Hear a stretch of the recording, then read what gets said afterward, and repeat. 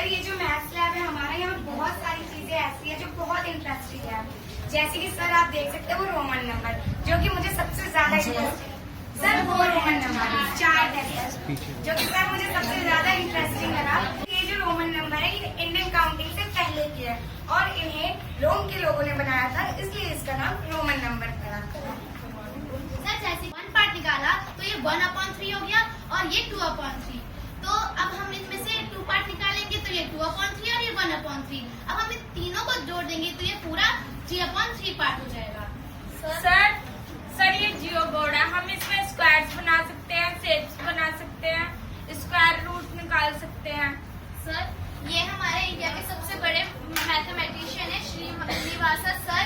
इनने अपने आखिरी समय पे ये मैजिक बॉक्स बनाया था और इसमें एक इतनी इंटरेस्टिंग बात है कि जैसे कि 22 दिसंबर 1887 को हम मैथ्स इंटरनेशनल डे बनाते हैं, वैसे ही सबसे ऊपर वाली रो में इन्होंने अपने बर्थ डेट से स्टार्ट की थी, जैसे कि 22 दिसंबर 1887।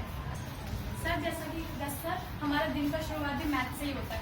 सुबह इसमें हम घड़ी देखते हैं और सर इसमें भी टाइम होता है, मम्मी कहती है स्कूल चलो, सर वो भी मैथ से रिलेटेड है। और सर जो रात खत्म होता है वो भी मैथ से ही होता है, हम टाइम देख के सोते हैं सर वो भी मैथ से होता है। मम्मी को कहते हैं कि 5 मिनट बाद जगा वो भी मैथ से होता है। सर ये क्यूब है, इसके हम वर्टेक्स देखते हैं, फेसेस देखते हैं, इसके फेसेस हैं 6 और एंगल्स देखते हैं, सेक्टर देखते हैं। सर हमारी मैथ का भी गोली बनाई है। मैथ में बोली सर ट्रायंगल रेडियस बनाई है। सर हमारे मैथ लैब में आर्यभट्ट जी की फोटो लगी हुई है जिन्होंने जीरो की खोज की। गुड। सर ये भी सन रेज है। सर ये बीच में सन है और रेज है। रेज कभी भी खत्म नहीं होती। रेज का ये पता है कि वो कहाँ से स्टार्ट है, लेकिन ये पता नहीं कि वो कहाँ खत्म होता है। अच्छा ये जीरो की खोज कब की थी उन्होंने? लिखा है क्या? लिखा होगा, पढ़ लेना। 500 साल पहले 500 years back है ना? सर तो ये जीरो का मतलब क्या होता है? जीरो का हिंदी शून्य होता है, मतलब क्या होता है? कुछ नहीं। अगर जीरो का मतलब कुछ नहीं है तो फिर खोज किस चीज की थी? ये इम्पोर्टेंट है। अगर ये जो है दाएं साइड में सर लगेगी। Sir sir sir 1 to 1 sir अगर हम लोग किसी भी नंबर के आगे 0 लगा देते तो उसकी कोई वैल्यू नहीं होती, अगर हम उसके पीछे 0 लगा देते तो उसकी बहुत वैल्यू हो जाती है। ये तो जीरो की उपयोगिता हो गई। जीरो का मतलब क्या है? शून्य का मतलब क्या है? सर जीरो हमारे सबसे फर्स्ट में होता है और उसके बाद हमारे बहुत सारे नंबर्स होते हैं। पोजीशन हो गई जीरो की। जीरो का मतलब क्या? शून्य का मतलब क्या?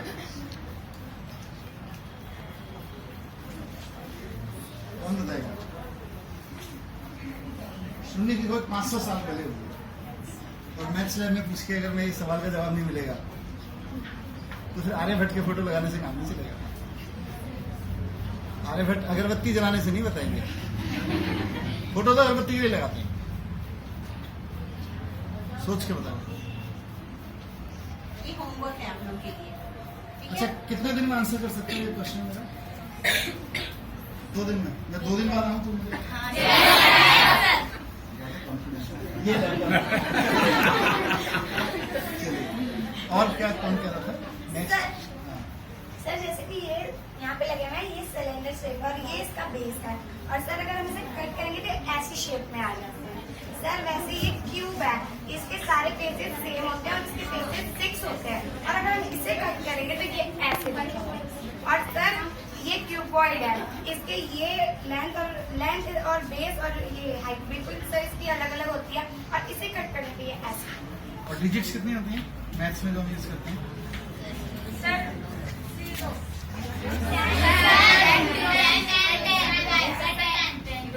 क्या कर दो तुम लोग?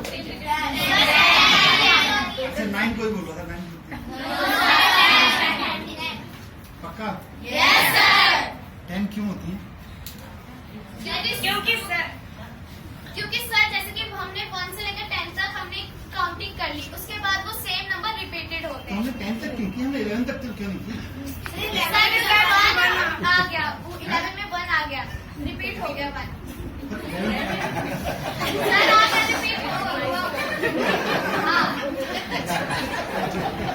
अच्छा, ऐसे जैसे हम 0 to 9 गए हैं, फिर हम 1 और 0 पे आ गए, तो 10 डिजिट्स हो गई।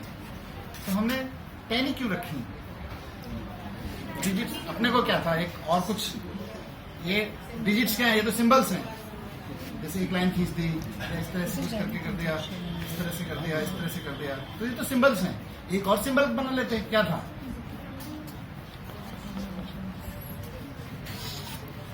अभी सोचा? सर आज सोचा अच्छा, मैथ्स कब से पढ़ रहे हो? कौन सी क्लास है? 8th क्लास है। 10 साल तो हो गए होंगे मुझे। नहीं? सर जब हम पैदा हुए थे तब से यूज करते हैं।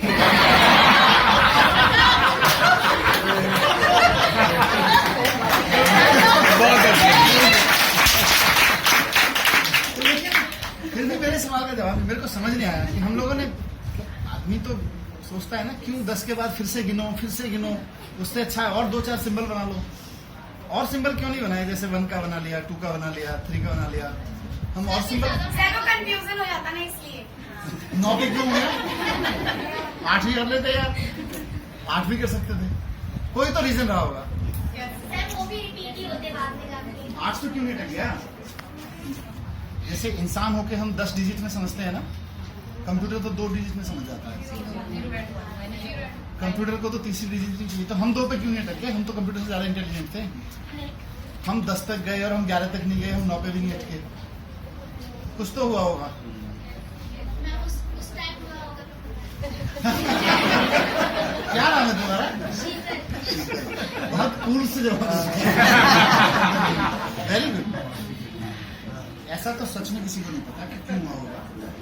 ऐसा सोचा जाता है कि आदमी के हाथ में 10 उंगलियां हैं और वहां से गिनना शुरू किया तो 10 के बाद वो वापस गिनने पे आ गया।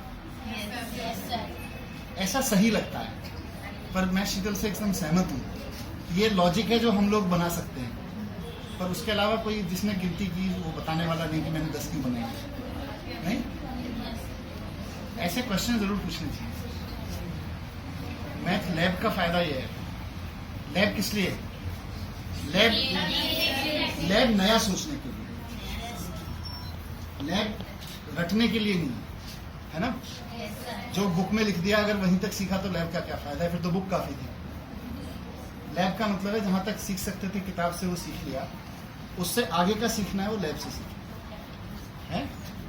तो लैब का मतलब है कि जो कुछ लिखा है अपनी टीचर को बोलो कि मैडम हम इसको मानने को तैयार नहीं है, सब झूठ है। लैब का फायदा तब है, नहीं तो क्लास में टीचर और बच्चे और किताब, 4 चीजें मिलकर सदा सत्य होती है। पर लैब का मतलब है कि टीचर बच्चों को ये स्पेस दें कि जो कुछ किताबों में लिखा हुआ है आइए उसको झूठ साबित करते हैं। लैब का मतलब है।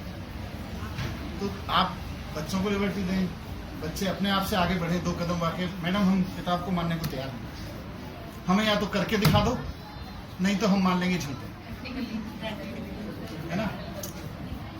इसलिए लैब है। ऐसा करेंगे? तो अभी मैंने क्या सवाल पूछा था जिसका 2 दिन बाद आंसर मिलने वाला है मुझे?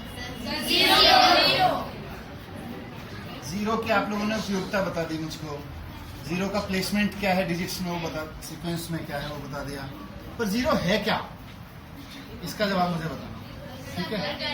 2 दिन बाद। ठीक है, डील। और कुछ बताना है? But I love your math lab. I wish I could come again to this lab.